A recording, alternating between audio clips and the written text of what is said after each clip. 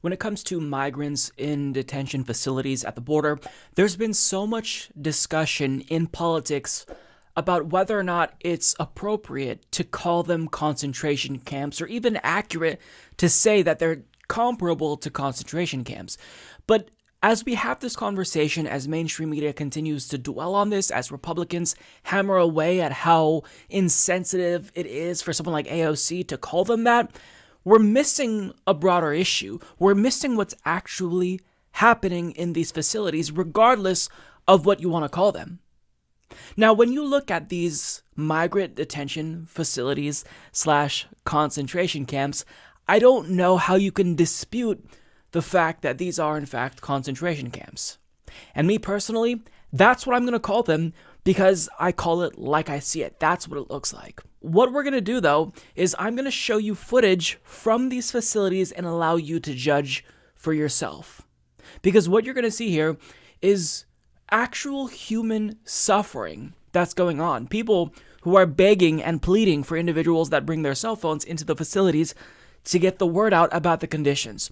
And it's absolutely gut-wrenching, it's heartbreaking, and when you see this, if you actually believe that all human beings are equal and you have human compassion and just basic empathy, then something will go off in you as you watch this.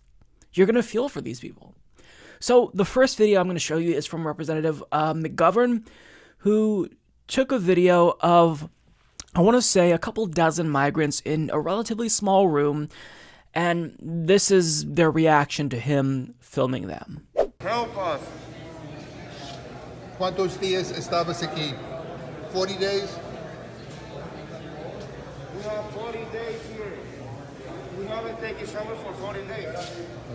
You haven't taken a shower for 40 days? We haven't taken a shower for 40 days. We came here to work in the United States. And what about food?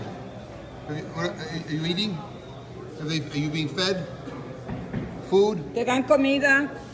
Oh, come on. La luz por la noche. La luz por la noche. ¿La luz está prendida por la noche? ¿Ah? So you've been here for over 40 days. No showers? No meals? Señor, le tienen la luz prendida por la noche. No pueden dormir bien. So they're saying that the lights are kept on all night long. That was really, really difficult to watch. You see the tears in their eyes. You see people genuinely suffering. And, it's hard to really grasp that this is happening in our country. Our tax dollars are funding that suffering that we're seeing. And they talked about how they haven't showered in 40 days. Can you imagine how uncomfortable that would be? How gross you would feel? And then when it comes to how often they're being fed, it was difficult to really grasp what they were saying. But one guy, he put up his finger, which kind of signaled, maybe they're not eating very often, maybe once per day. So they're not showering. They are presumably not eating very frequently. They're having to sleep with the lights on. This is absolutely morally reprehensible. They're stripping away the dignity that human beings should always have. But that's the point. What they're doing here is they're trying to send a message to other people who may think about crossing the border. If you come here into our country, this is not a place that will be welcoming to you. This is what you're going to have to deal with. So by, not allowing them to shower, feeding them infrequently, putting them in these small, confined areas with a lot of people that are obviously overcrowded, that's the point. The point is to strip away their human dignity. They're cruel because they want other people to not want to come into the country. And the Trump administration isn't necessarily trying to hide this type of footage. In fact, they released footage of Mike Pence going into one of these facilities and touring the facility, and you see people in cages basically with the same response. And I'm going to play that video clip for you, but look at Mike Pence's face, because you will see just this blank stare on his face, completely apathetic, not caring at all. I mean, you see them, they're trying to send a message, we haven't eaten, they're doing, the 4-0, and there's nothing, just complete and utter lack of empathy entirely. It's baffling. Take a look.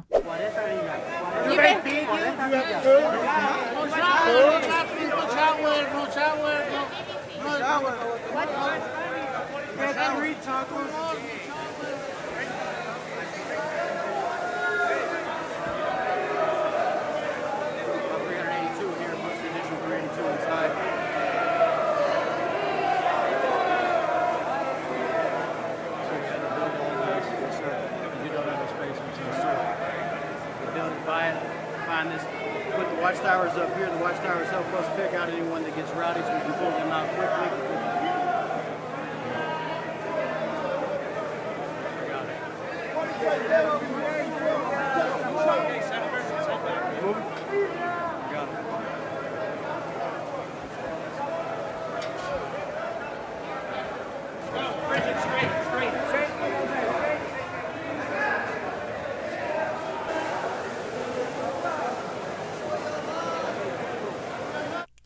How can you go into a facility, see all of those people crammed into a confined area? I mean, watching that, I felt claustrophobic myself. How can you go into that facility, though, and just not even acknowledge their existence? It's like he walked into a fucking zoo and was checking out an exhibit. That's the response. But in fact, it's even worse than that, because if you walked into a zoo, there would be some type of human emotion that would be expressed on a normal human being's face. But we got nothing there from Mike Pence. We got a seemingly sociopathic response from him. He didn't care at all that there were all these people in cages behind this fence, and obviously too many people for one area. And towards the end there, it seemed like they were lying down trying to demonstrate that, one, if they're going to sleep, it's going to be on concrete. But two, even if they wanted to sleep on the concrete, they can't really do that because there's not enough room for all of them, because there's so many people confined to a singular area. Now, let me remind you, Trump's administration released this video. They want people to see it. They want the word to get out about these conditions. Now, they're not overtly saying, these are the horrible conditions. In fact, they would maintain that the conditions are lovely. In fact, Mike Pence said, I talked to somebody and she told me how wonderful it is and how her children are being taken care of and whatnot. So they're going to say that. They're going to try to maintain that facade. But Mike Pence knows exactly what he's trying to do. This information was deliberately released by Donald Trump's administration because they want us to see it. They want people who may or may not cross the border to see it. They want that to dissuade them. And they also want their supporters to see, look, this is what we're doing. All these people that would be trying to integrate into your society, your white society, they're now locked behind cages. Look at what we're doing. So this is propaganda, and it accomplishes numerous things for the Trump administration. Numerous things.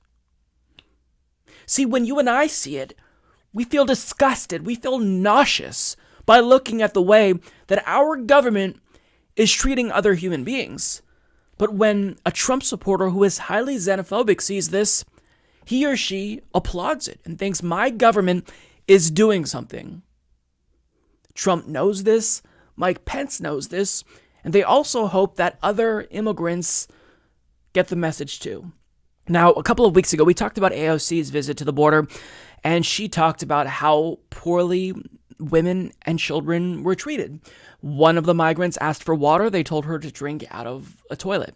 So I'm going to play a clip of AOC's testimony before Congress, because that really, what you're going to see here is emotion from someone who's normal. Like, if you go into these facilities and you try to process what's happening, this should be the response. You should be appalled. You should be disgusted. So what you're going to see is AOC cry as she describes this. You're also going to hear from Rashida Tlaib towards the end of the clip. But try to think about her reaction, which is a normal human reaction, and juxtapose that with the reaction of Mike Pence in your mind as you watch this. And what was worse about this, Mr. Chairman, was the fact that there were American flags hanging all over these facilities, that children were being separated from their parents in front of an American flag, that women were being called these names under an American flag. Mr. Chairman, it needs to be noted into record. I spoke to CPB agents, even though they told us not to speak to them too. Remember that? And I said, what do you think we need to do because you guys are overwhelmed? They said, one of them, stop sending money, it's not working. Another one said, I wasn't trained for this. I am not a social worker. I am not a medical care worker. He actually said, I want to be at the border. That's what I was trained to be at.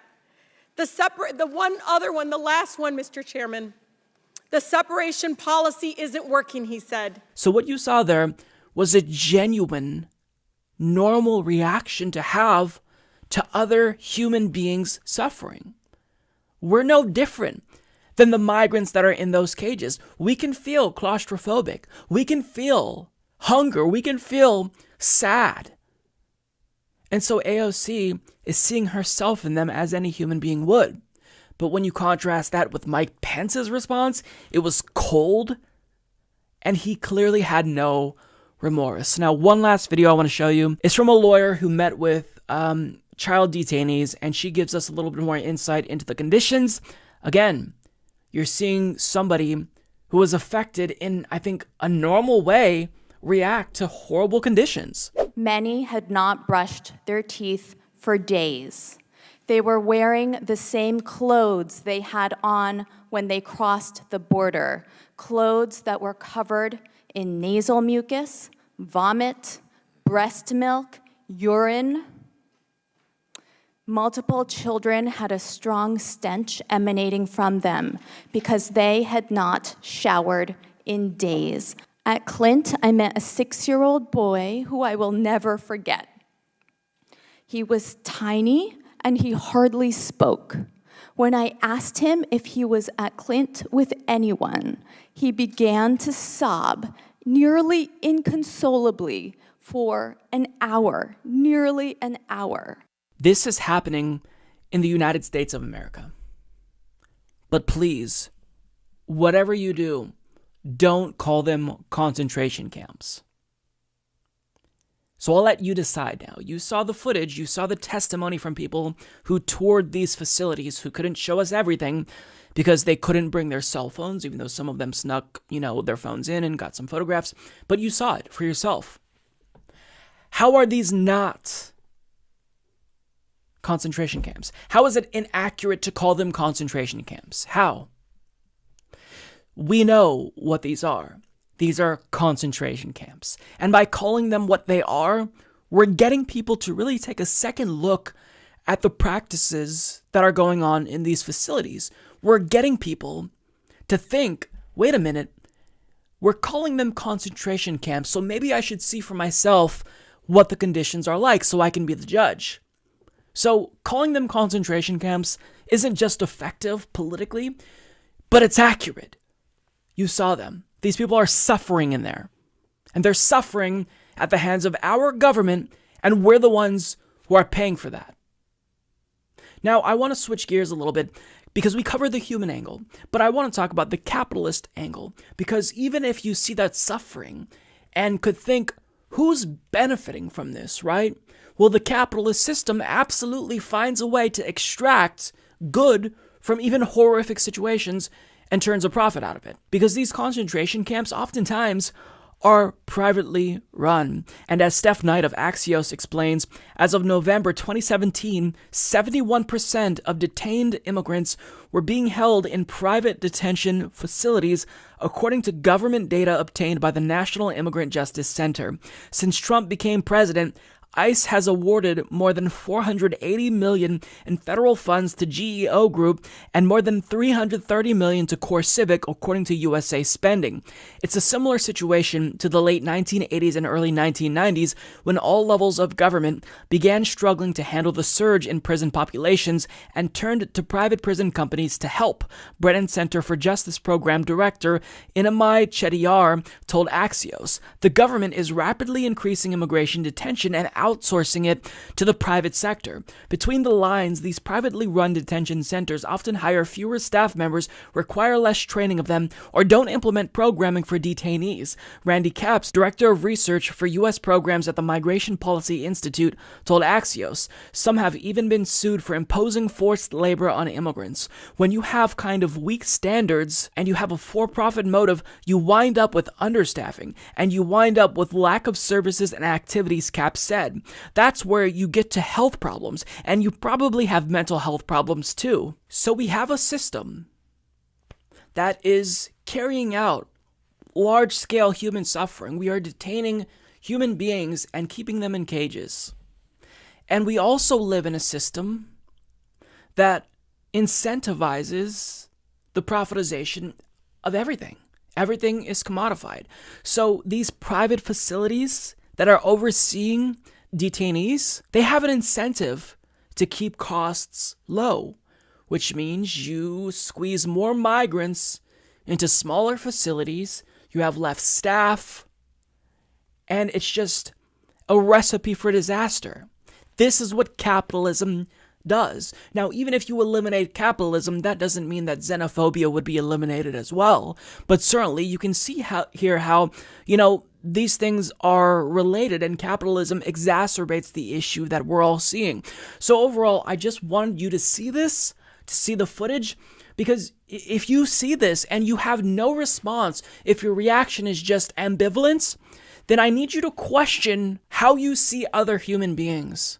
Because if you don't get some type of visceral response to seeing that, if you don't think, man, this is difficult to watch, even if you're against immigration, even if you're a Trump supporter, if you don't have the switch in your head go off and you don't feel something for these people, you need to reevaluate yourself and reevaluate your priorities, because you have bought in to this idea that other human beings can be less than you and inferior to you. And that's incorrect. And it's fundamentally against what we should be as human beings who are the same as these migrants. Just as we may feel claustrophobic in those conditions, they would feel that way as well. Just as we'd feel disgusting if we couldn't shower, they feel that way as well. Because they're human beings, and we should treat them as human beings.